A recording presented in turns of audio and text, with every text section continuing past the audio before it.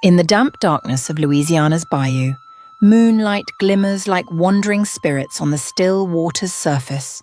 Wind whispers through cypress branches, and mist rises as Clara steps toward a flickering bonfire, her heart stinging with fury. Before her, Jacob, her steadfast companion of 9 years, slumps in despair, hands trembling as they clutch his shirt's hem. The acrid scent of burning oil fills the air, her chest tightening with doubt and loss. With each step back, Clara feels sweet memories by the swamp's edge shatter, replaced by suspicions seeded by a cryptic whisper. Though Jacob pleads desperately to explain, the truth remains veiled. Then, a strange sound echoes from the darkness, the call of a mermaid from the bayou's depths, carrying an ancient curse. The fire surges, casting Clara's flushed face in its glow, a harbinger of impending tragedy. There, amid rage and betrayal, love faces a brutal choice. Will it be consumed by the flames of hatred, or redeemed through trust and forgiveness? The love story of Clara and Jacob bloomed like a rare flower amid the misty veil of Bayou La Rose, where silver moonlight danced on the water and the hum of insects pulsed like a heartbeat's drum. They met as children, Jacob wandering by the riverbank in a white shirt, unaware of the swirling dangers beneath the surface. When he slipped and fell, the icy current clawing at him, Clara, a wiry girl with sleek black hair and piercing eyes, dove in without hesitation, swimming to his cries and dragging him to safety. That childhood bond marked the beginning of a pure affection, growing with each beat of their hearts. On summer afternoons, Jacob sought Clara by the bayou, where she and her mother cast fishing nets. She guided him through thick water hyacinths, teaching him to spot alligator tracks hidden under leaves, whispering tales of ancestral spirits roaming the swamp. To Jacob, Clara was a vivid portrait of courage and passion, a stark contrast to the sheltered, opulent life he knew. His father, Colonel Jeremiah, a formidable man in town with a steely gaze honed by covert campaigns, raised Jacob to be the family's pride. Yet Jacob's heart gravitated to Clara, the orphaned girl living humbly with her mother in a palm-thatched shack. Their love deepened through nights of vibrant drum festivals, where double drums pounded, daring every heart to stir. Clara and Jacob danced under swaying lanterns, the smoke of grilled meat mingling with spiced air. Shared smiles, fleeting touches of hands, these became indelible memories. Jacob pedaled Clara on an old bicycle down rutted dirt paths, the wind carrying scents of lotus and swamp dampness. Clara tilted her face skyward, radiant with freedom, loved and protected. But beneath love's beauty, Clara sensed a creeping unease. At night she dreamed of a frail mermaid by the river, her sad eyes calling, murmuring of unrevealed secrets. The water's quiet lapping became a vague warning. Love could shatter under misunderstanding and deceit. Clara buried her fear, but it pulsed whenever Jacob was absent too long or when someone hinted at the bayou's hidden truths. The shift came with Sarah's return. Once Clara's childhood confidant, sharing dreams and secrets, Sarah now carried a cold gaze and a heart brimming with private ambitions. Under moonlight, she walked with Clara, slipping a whisper into her ear. "Are you sure Jacob's fully yours? I saw him sneaking to the far bank, talking to a strange woman." The words, like a sandstorm wind, fanned flames of doubt, setting Clara's heart ablaze. She said nothing, but the wineglass in her hand trembled, a harbinger of trouble. In the days that followed, Clara watched Jacob's every move, noting each gesture, each fleeting glance. They still walked familiar paths, shared soft kisses at her doorstep. But an invisible divide had formed. When Jacob spoke of his father's paper mill, Clara's eyes flashed with unwarranted resentment. Could their childhood love withstand these new tremors? Could Jacob, burdened by family expectations, keep his vow of fidelity?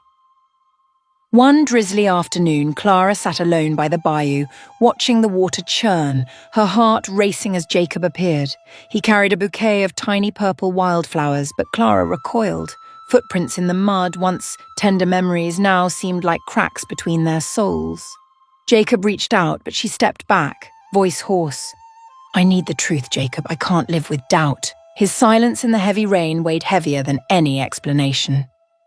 At the season's final rain festival, the crowd gathered around an open-air dance floor, drums thundering with breathless urgency. Sarah emerged among friends, her smile cryptic, as if awaiting a drama she'd orchestrated. Clara saw her approach Jacob, whispering something.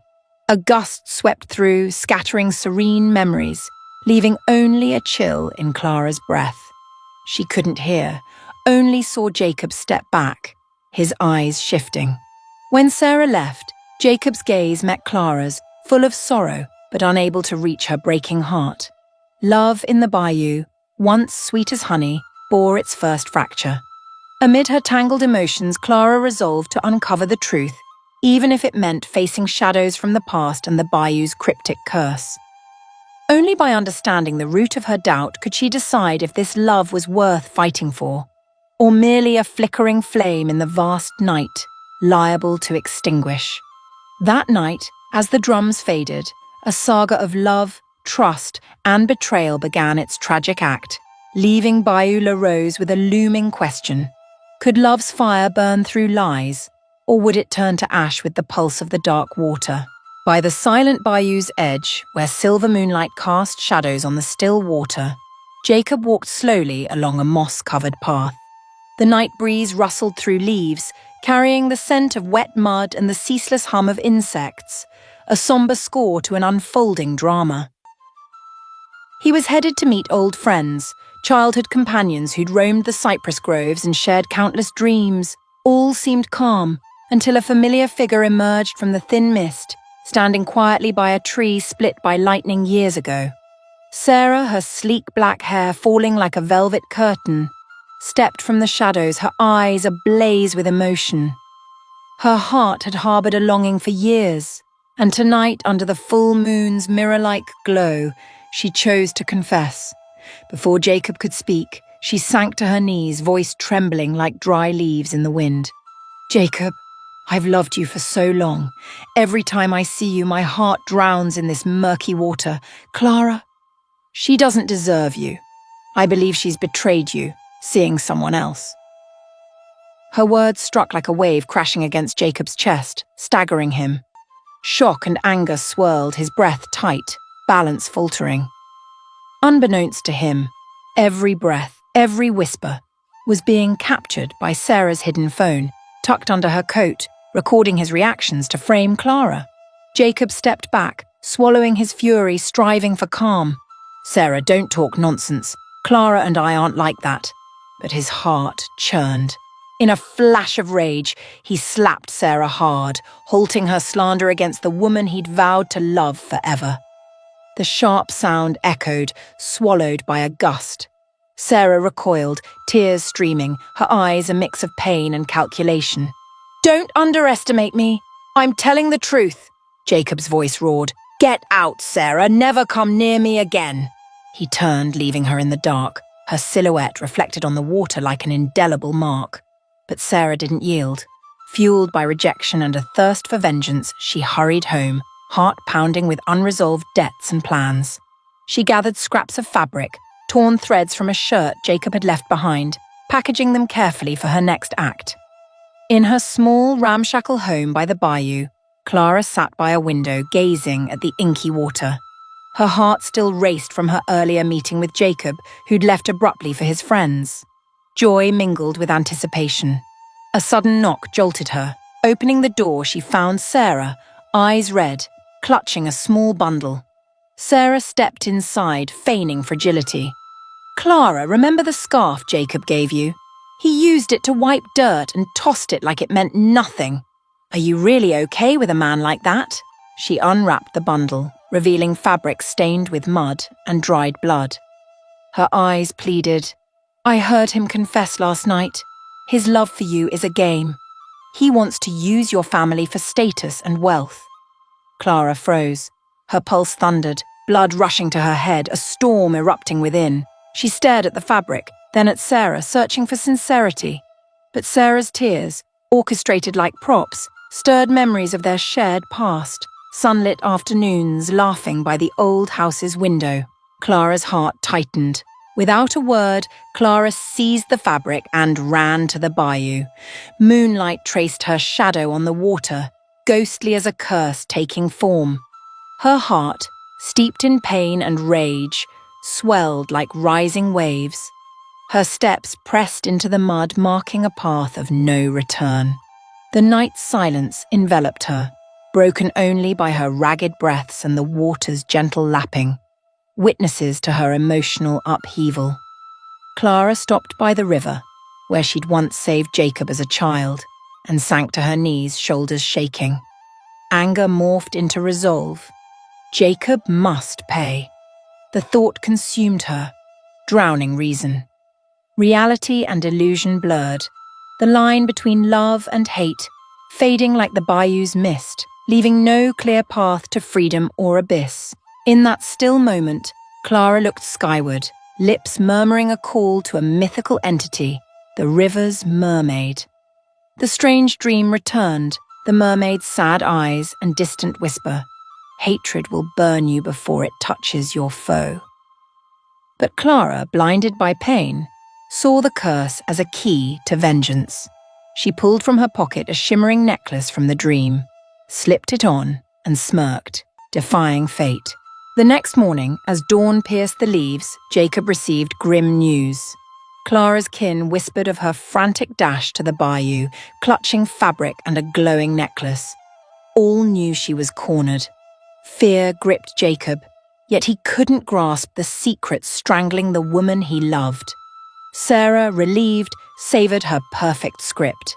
She'd planted doubt, and Clara would do the rest. Rumours spread through Bayou La Rose, townsfolk buzzing. Every passing boat carried whispers of a doomed romance and deadly schemes. From afar, Colonel Jeremiah, Jacob's father, doffed his hat, eyes fixed on the bayou, sensing approaching peril. The river's secret, once confined to two, now blazed outward, a wildfire poised to consume all. Bayou La Rose was no longer a haven. The river, witness to their childhood love, became a stage for hatred and betrayal, sweeping innocent hearts into a tragic maelstrom. And none could foresee where this mist would lead next. Beneath the dense cypress canopy, where the damp earth clung with green moss, Clara ran like a fierce wind that night. Moonlight sliced through thin clouds, glinting off her black hair, cascading like a dark waterfall. Her heart choked with hatred, each step squelching in the mud, a faint pulse blending with the insect's relentless hum from the bayou's depths. Her thoughts drowned in a frenzy, Sarah's tearful words, the mud-stained fabric, and a burning thirst for vengeance. Clara knew she couldn't stop until she had answers, whether they brought excuses or a fire to consume everything. As she neared the bayou's edge, the water mirrored the moon like shattered glass, rippling with gentle waves. This was where her strange dreams had led her to a mysterious figure, the bayou's mermaid. Fear no longer gripped her, only an irresistible urge. Eyes half closed, Clara called, "Appear, spirit of the water, whisper of the deep swamp." The air turned icy, and from the ethereal mist, a form rose gracefully. The mermaid, her pale emerald skin shimmering, her back draped with seaweed-like hair, perched on a stone amid the water. Her eyes held boundless sorrow, yet dared to defy fate. Wind slipped through the leaves, carrying a voice like water's murmur. "Clara, you seek me in the black night, bearing a blazing hatred in your heart. This hatred is a double-edged blade, granting you the power to destroy, but it may also sever your life." The mermaid gazed up, her sad eyes recounting countless past pains. Clara trembled, not from cold, but from the creature's stark, brutal poise. She had no right to resent nature, but who could fathom the crushing weight in her chest? Droplets fell slowly from the mermaid's fingers, splashing softly on the water like a stalled heartbeat. I can grant you power to shatter the betrayer, but beware, the fire of hatred will burn your soul before it reaches your foe. You may forget weakness, but you may also lose yourself. Clara swallowed dryly, meeting those mournful eyes, sensing sincerity laced with danger. Her anger roared like a flood, but a frail thread of reason lingered, tormenting her between two paths, vengeance or release. In that silent moment, an invisible scream echoed within her. The world seemed to halt, leaving only her pounding heart and ragged breaths. Clara knelt, hands trembling, clasped in plea. Give me strength to punish the one who crushed my heart. Grant me power, even if it costs my soul. As the words spilled, the air quaked. The mermaid leaned forward, waving a hand, and a gleaming object appeared in her palm. A silver necklace, its green glow studded with iridescent pearls.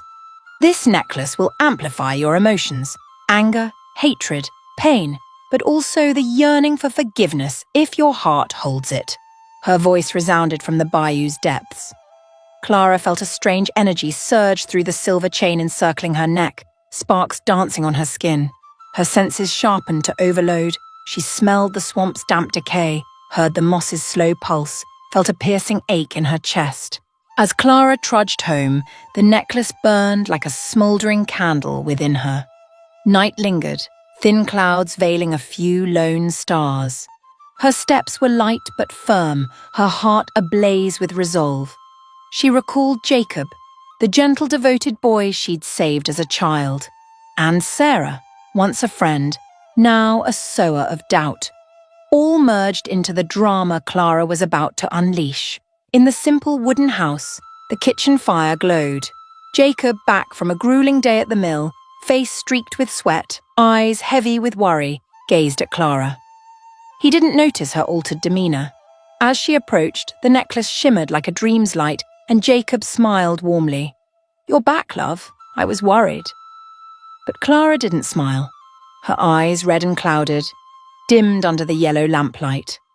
Oil sizzled on the stove as she gripped a jug, trembling. The moment teetered on explosion. Jacob frowned, stepping closer, voice anxious. "Clara, what's wrong? You're too quiet tonight." But she didn't hear him. She screamed, voice raw. "You traitor! Sarah told me everything!" Her words shattered the air like jagged glass. Jacob flinched, stepping back, lips quivering. "Don't believe her. I'll explain." But before he could, her rage erupted. In slow motion, Clara swung the jug, splashing scalding oil across Jacob's back. The oil hissed, searing his skin, his agonized scream piercing the night. He crumpled, oil dripping down his spine. Clara's mother, Ruth, and friends rushed in, horrified by the scene. The firelight danced on the walls, reflecting Jacob's trembling form. The air thickened, suffocating, footsteps creaking on the wooden floor. Jacob collapsed, reaching out, gasping Clara's name. She stood, frozen, her heart skipping, then shattered as she saw his blistered, bloody skin. Her hatred crumbled, giving way to regret and panic. Her hands shook, the necklace glowing green, like the mermaid's sad eyes, reminding her of the power and its cost. Tears spilled, mingling with the salt of her guilt and the acrid stench of burns. In that moment, everything swayed.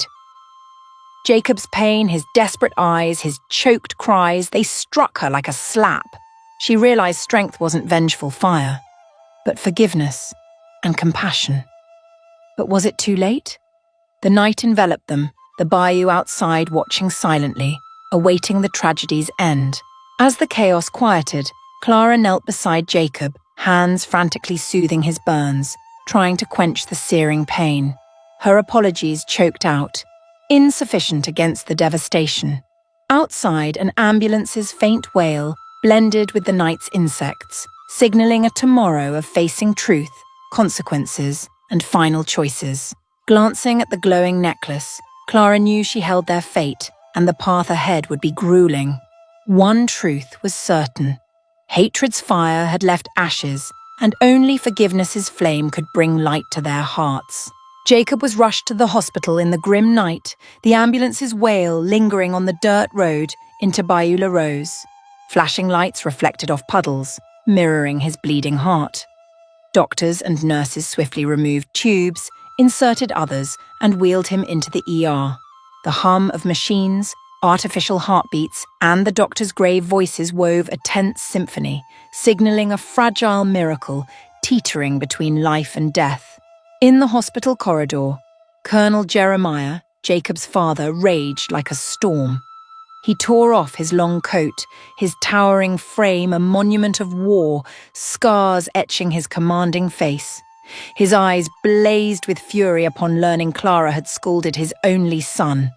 "That girl dared touch my blood?" His voice boomed like gunfire. "She'll pay with her life." He drew a pistol from his coat, hands trembling but eyes icy, ready to storm the wooden house where Clara was detained. Martha, Jacob's mother, her silver hair framing tear-soaked eyes, lunged to stop him. She clung to her husband, pleading, "Jeremiah, please, calm down. Jacob's alive, thanks to miracles and skilled doctors. Don't let hatred cloud your reason." But the colonel's wrath burned fiercer, fanned by the hospital's sterile chill. He pushed Martha aside, striding like stone through the ward, set on his own brand of justice. Meanwhile, Clara sat in a temporary cell at the Bayou La Rose police station. The cramped, peeling walls and dim fluorescent light revealed the chaos of the night. Dark circles under her eyes, tangled hair, lips pursed from words she regretted. She tried to stand, wondering how she'd reached this abyss. Her silver necklace gleamed, still warm as if it had absorbed her rage. In a quiet moment, she heard boots and her own hands banging the bars, signs of an officer approaching with a charge. That night, Sarah, the instigator of doubt and architect of tragedy, slipped out of Bayou La Rose. She glided through empty alleys, her steps ghostly in the thick fog. In her hand was the phone that recorded her half-confessed lies and Jacob's raw anger. Sarah smirked, recalling Clara's terrified eyes as the oil splashed. A savage satisfaction crept into her heart, affirming her newfound power. Others' pain was her sharpest weapon. By morning, the ER grew eerily still. The oxygen monitor beeped steadily, Jacob's heartbeat a fragile number on the screen. Martha sat by his bed, gripping his hand, her red eyes fixed on the IV lines. She muttered prayers, skeptical of miracles but clinging to hope that Jacob would wake, perhaps forgive or at least answer the lingering questions. Colonel Jeremiah entered, his worn cap tilted, a grey sweater draped over his shoulders. His gaze softened at his son's still form, pride mingling with vulnerability. He no longer drew his gun, but anger simmered. Their faces, father and son, under the ER's harsh light, painted a stark contrast of power and fragility, hatred and kinship. At the same hour, Clara lay sleepless in her cell. The old dream returned, pulling her to the silent bayou where the necklace was given. Mist swirled, the mermaid's whisper soft. "Hatred has consumed you. Only forgiveness can save you." The voice, like a breeze, jolted her awake, heart racing.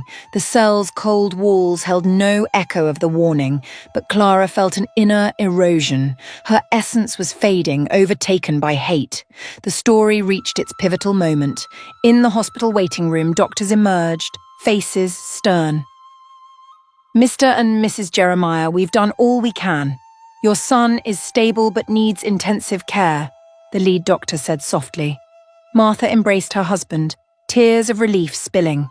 Jeremiah exhaled, shoulders easing as some of his vengeful burden lifted. He gazed out at the fog, yearning for another miracle: reconciliation. Meanwhile, a lieutenant led Clara from a back door to Jacob's bedside.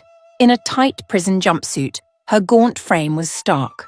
Her eyes shimmered, hands trembling in prayer for the man she'd harmed. Martha, eyes red but gentle, nodded permission.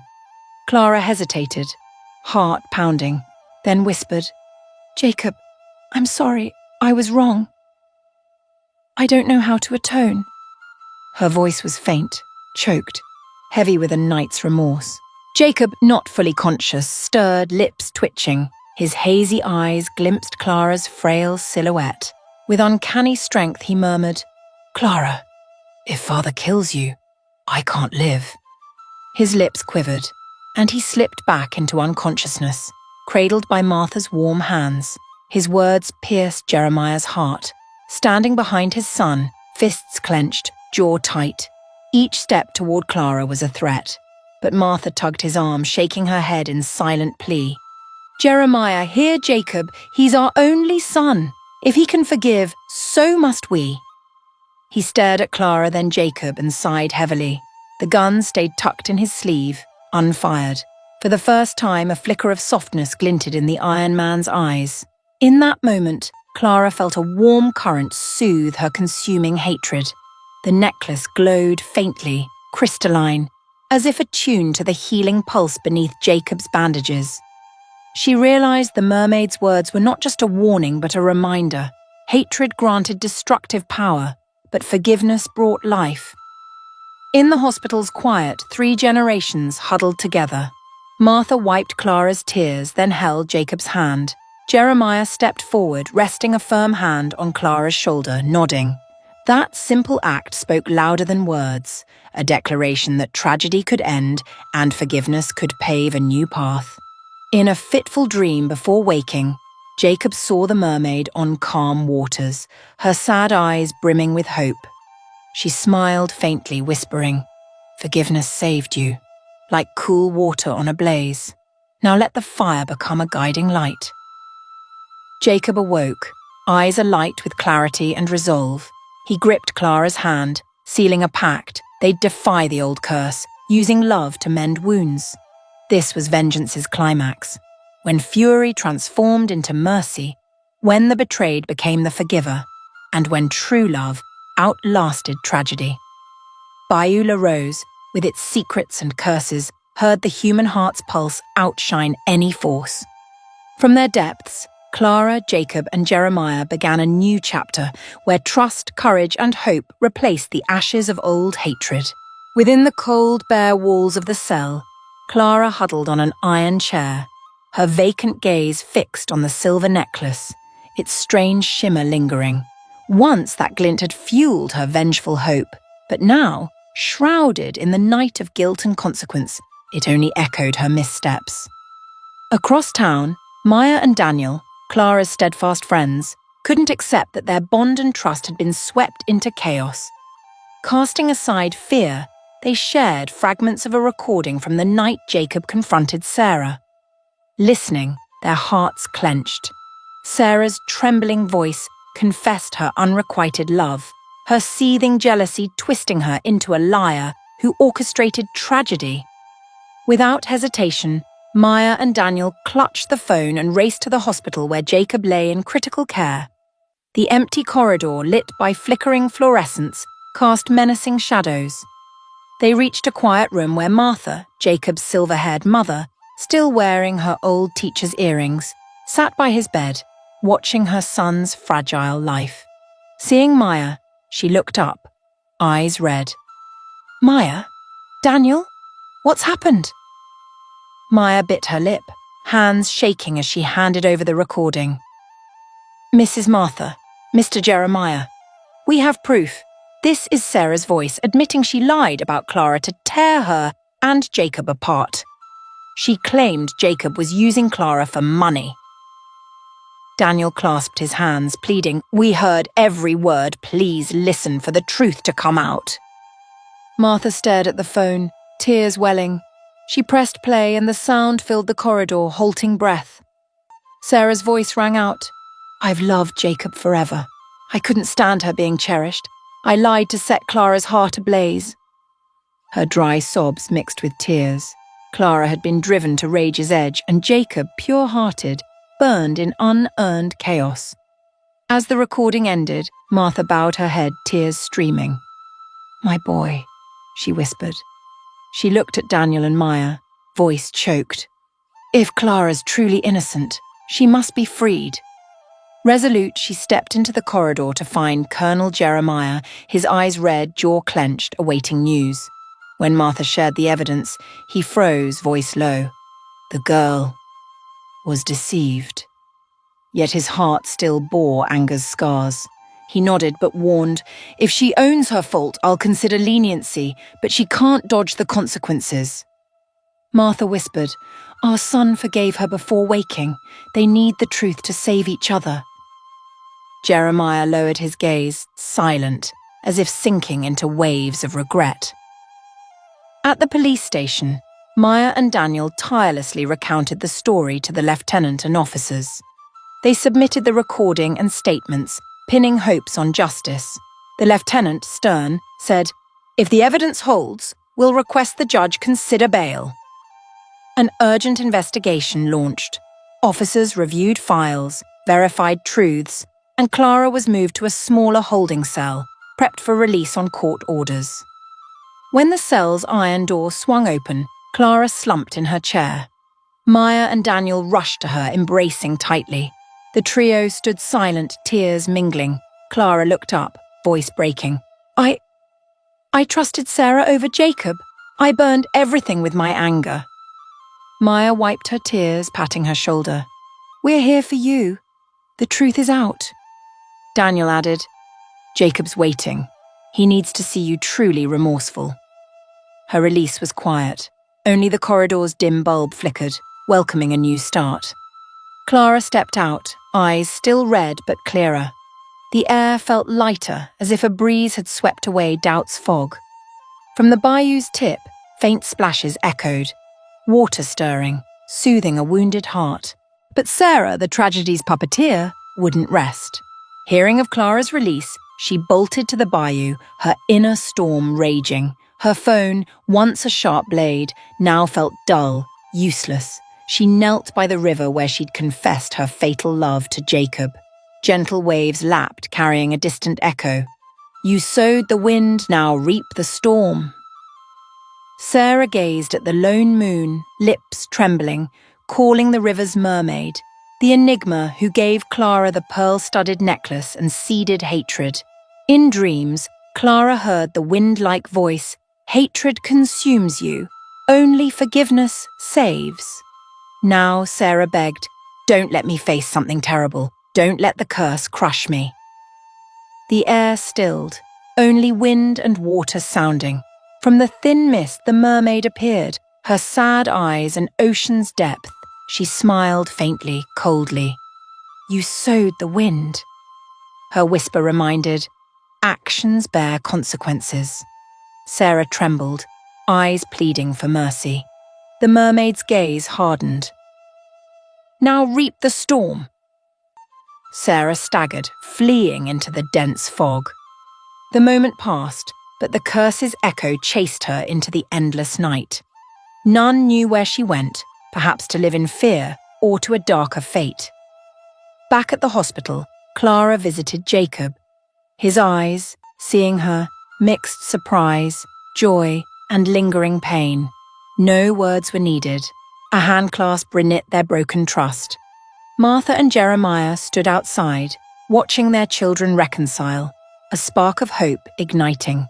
They knew the exposed secret freed Clara and dispelled doubt's fog, letting love kindle a new flame, one of forgiveness and renewal. Thus, Bayou La Rose's story turned a new page, where friendship, love, and justice intertwined, proving that even the heaviest tragedies could yield miracles through truth and courage.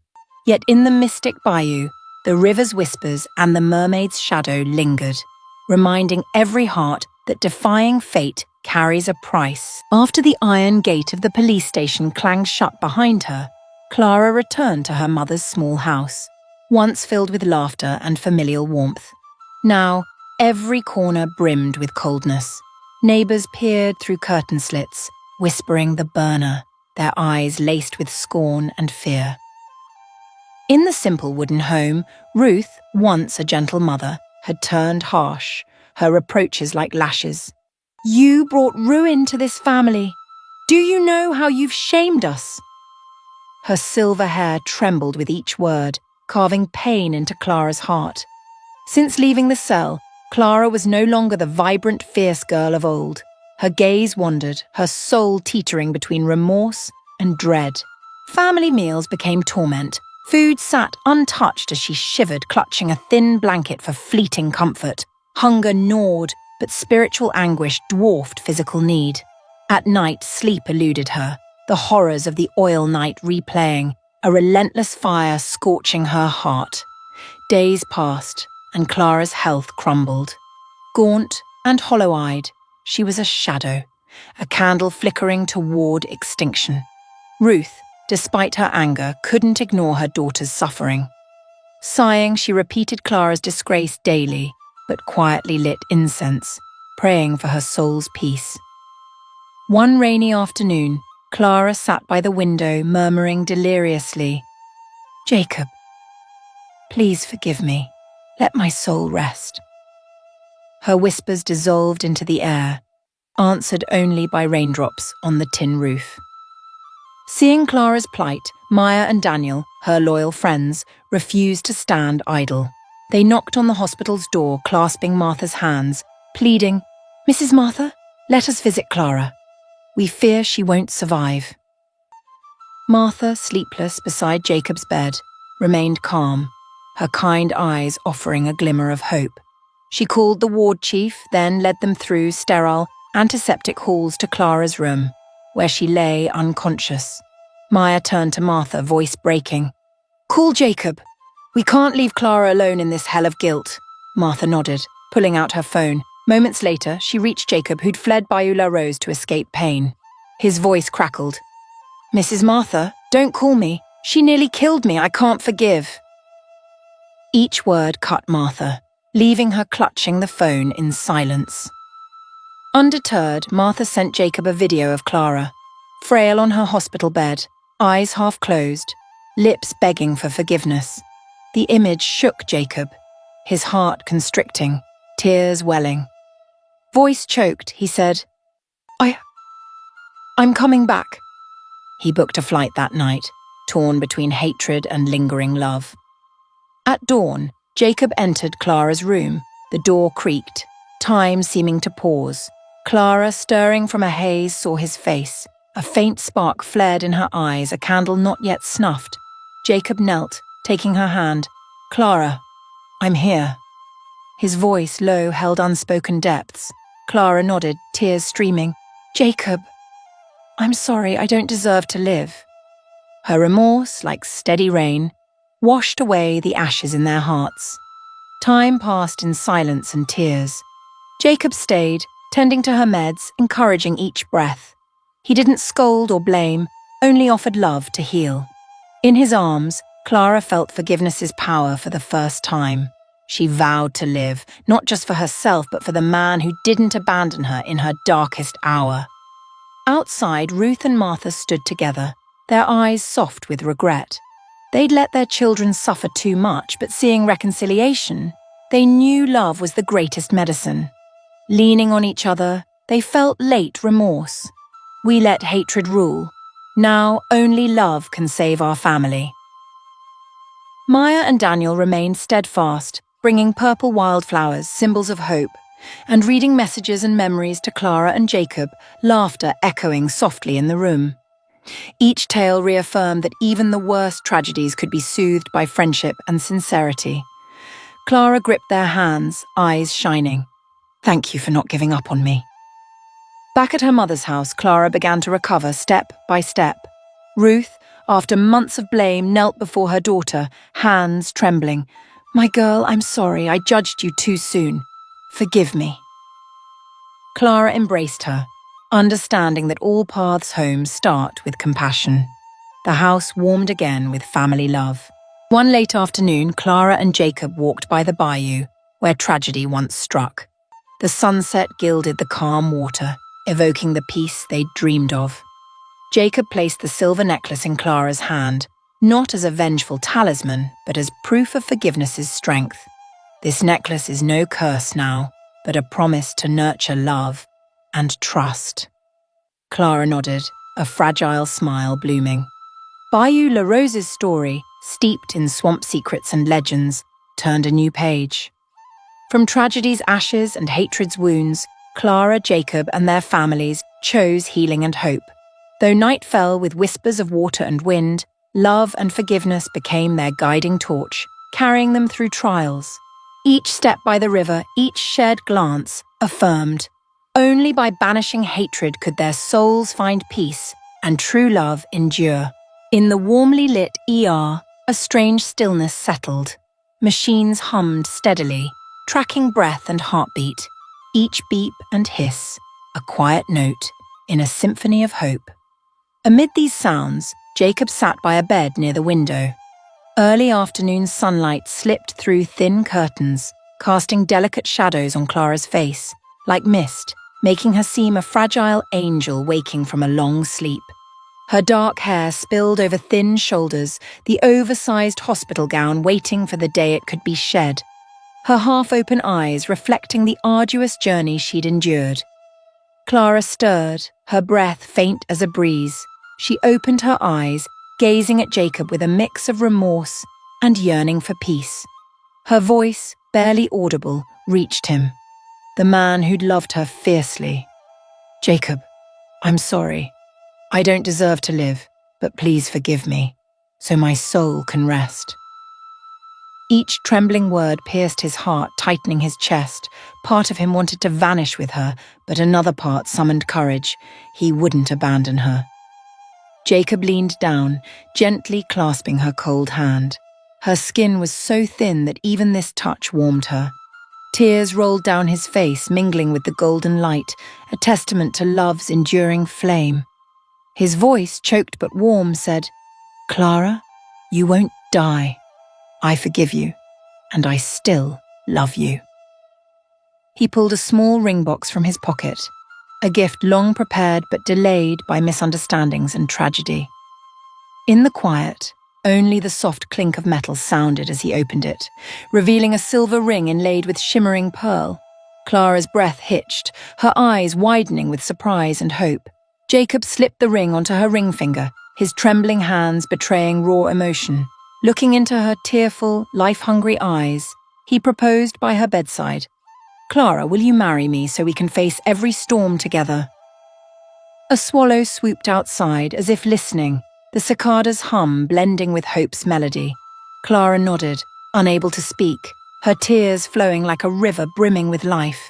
The miracle wasn't instant, but undeniable.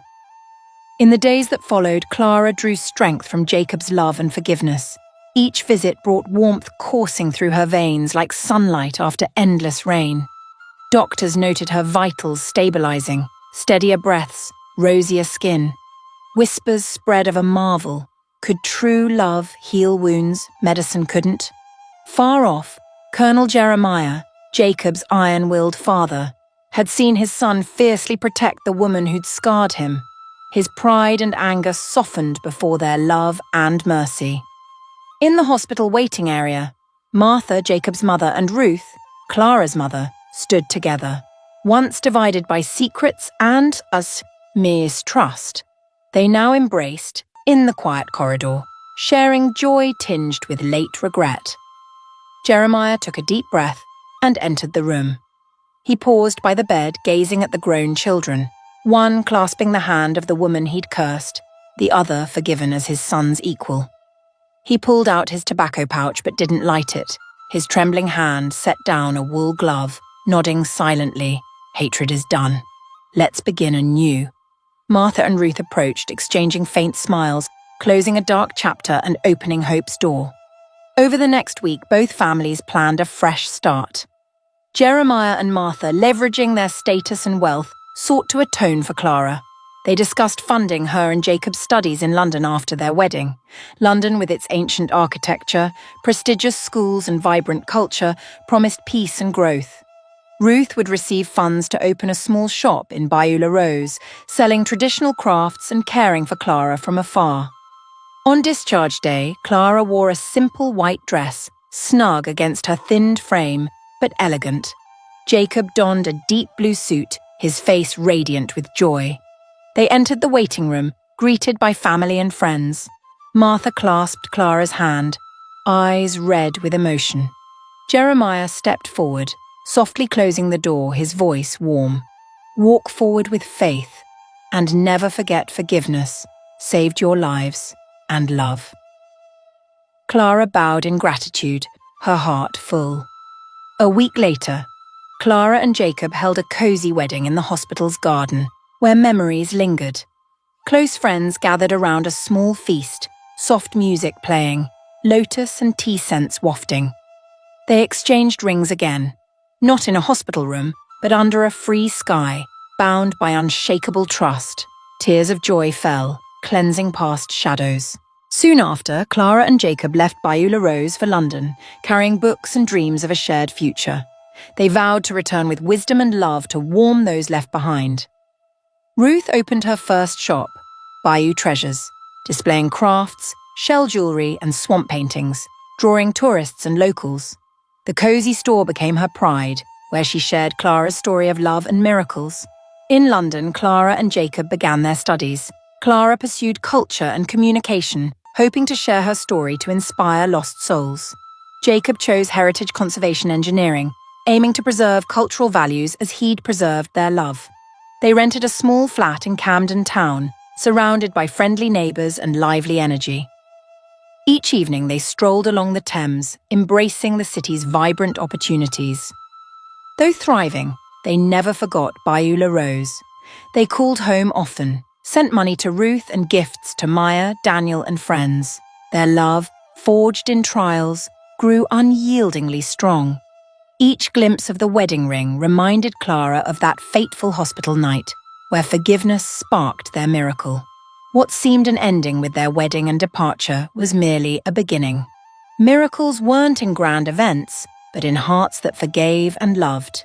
In Bayou La Rose or London, true love and compassion unlocked every door, guiding humanity through storms. In each soul, a miracle waited, awakened by a heart turned to love and mercy. The wedding of Jacob and Clara unfolded in a warm, hopeful glow.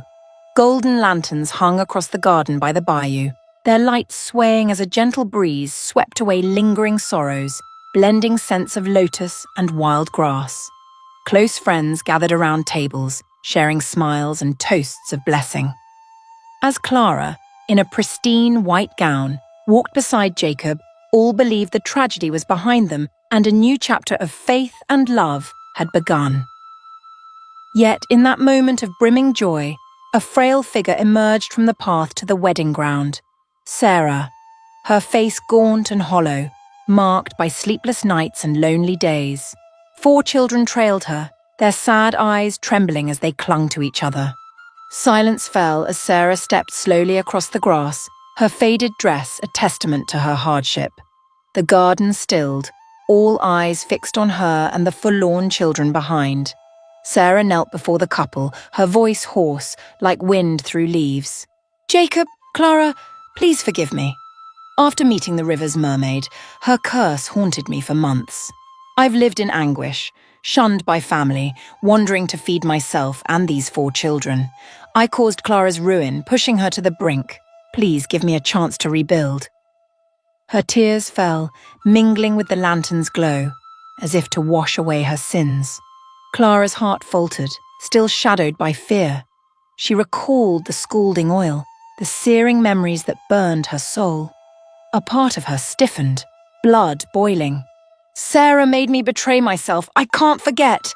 She shrank behind Jacob, her trembling form on the verge of breaking. In that tense moment, Jacob rested a hand on Clara's fragile shoulder, his gaze softening like dawn's first light. His voice, warm and steady, cut through the hush. "Clara, we've been forgiven. Now it's our turn to forgive." His words, like sweet honey, melted the ice of her hatred and fear. Clara closed her eyes, drawing a deep breath, letting emotion flood her chest. She stepped towards Sarah, shoulders shaking, but steps surer than ever. Clara knelt, grasping Sarah's hand, voice choked. "Sarah, no matter the wrongs, no matter how dark the past, I forgive you. Let us seek justice with compassion, not hatred." Under the flickering lanterns, they embraced, soft sobs dispelling years of sorrow. The 4 children joined, clutching their mother's hands, their eyes sparking with hope, after endless wandering. After the wedding, Jacob and Clara, with their families, arranged to help Sarah. They secured her a small, cozy apartment where she and her children could start anew. Martha and Jeremiah, once consumed by vengeance, personally arranged scholarships for the children's education. Maya and Daniel, ever loyal, aided Sarah in finding work and learning new skills. A bridge between past and future was built with love and forgiveness. Soon after, Jacob and Clara left Bayou La Rose, carrying blessings and ambitions. In London, ancient cobblestone streets and afternoon tea heralded a fresh start. They welcomed 3 children, blossoms in a home filled with love.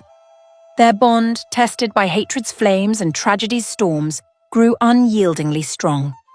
From Bayou La Rose to London, the tale of the swamp's fire, the river's mermaid, and love's tragedy left a lasting mark.